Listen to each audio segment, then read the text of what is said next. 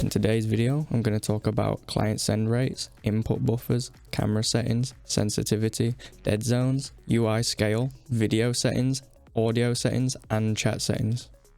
And if you want to skip any of these parts, there'll be chapters in the description. First off, you want to set these three to high if you have a good internet connection. If your internet connection isn't reliable, stick with the default or set it to low. The input buffer is quite confusing to explain and would require a bit too long in this video, but I'd set it to CSTS if you want a more consistent input. And if the game feels worse, try STS, and if the game still feels worse, just put it back to default. And for camera settings, your FOV should be between 107 and 110. Your distance should be 260 to 300. Height should be 90 to 110. Angle should be -3 to -5. Stiffness should be 0.35 to 0.75, and the rest is just preference.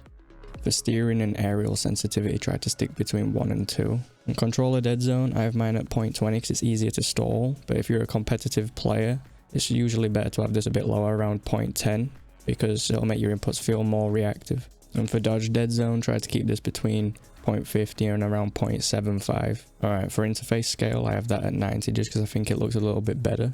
And for nameplate scale, I have that at 150, so that I can see the opposing team a bit better around the ball because you can see the nameplates. And for your video settings, I'd set your resolution to the resolution of your monitor. I'd set the display mode to full screen. I'd turn vertical sync off, anti-aliasing off, render quality to high quality, render detail to custom, but that'll just change automatically.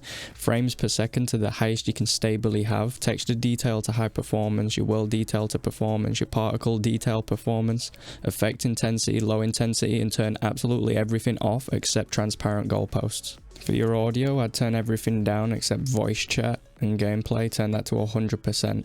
And for chat, I recommend putting on your left and on your right on your quick chat options so you can let people know where the ball's going on kickoff. Like, practice is always something you're gonna have to do.